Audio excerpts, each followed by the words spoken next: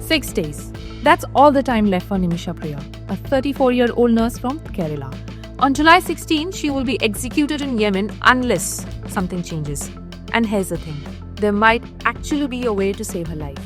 But it's complicated. Back in 2008, she packed her bags and moved to Yemen. For 9 years, everything was fine.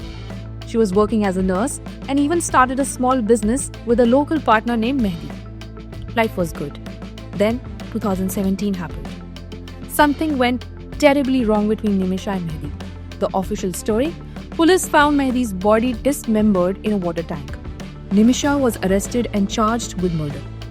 But wait, there's more to this. Her lawyers say she was being abused by Mehdi. Physical abuse, financial control, he even took her passport. They claim that she was just trying to sedate him so that she could get her passport back and escape. The sedation went wrong and Mehdi died. Now, was this a murder or self-defense gone horribly wrong? The Yemeni court decided it was murder. In 2020, they sentenced her to death. Her family appealed, hoping for mercy.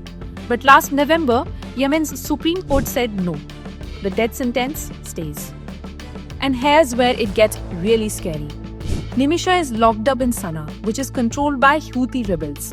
These are the same people who have been fighting a civil war for years. In January, their leader personally signed off for execution.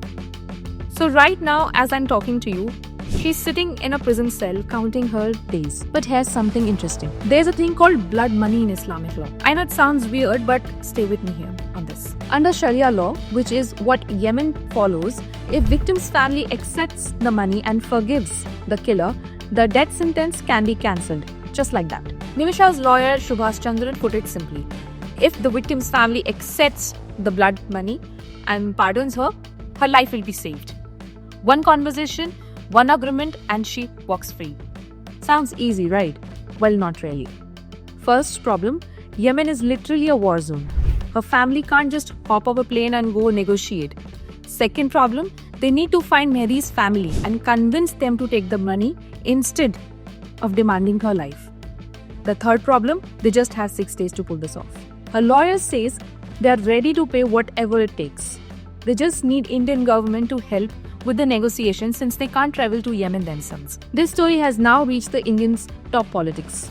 Politicians are getting involved, which is actually a good sign. Mehbooba Mufti posted on social media asking the External Affairs Minister Jai Shankar to intervene immediately. She said, Nimisha was allegedly subjected to severe abuse, and in an attempt to defend herself, a man died. Even Communist Party MP Santosh Kumar wrote a letter to Jai Shankar saying this case has shaken the conscience of the public. And get this, so here's where we stand right now. The Supreme Court of India is involved, politicians are making calls, her family is ready to pay the blood money, but they need the government to help negotiate with the victim's family. The clock is ticking.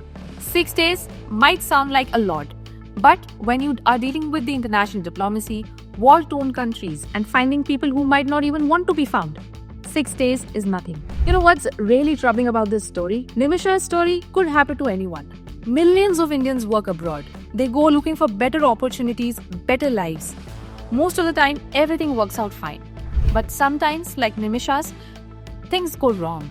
And when they do, you realize how helpless you can be in a foreign country with different laws, different systems.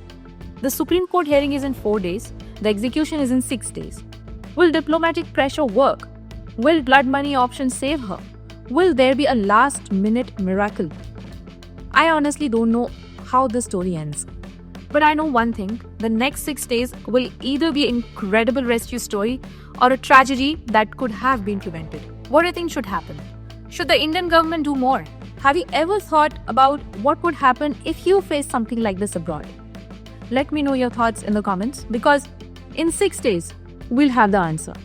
And let's hope it's the right one. Thanks for watching.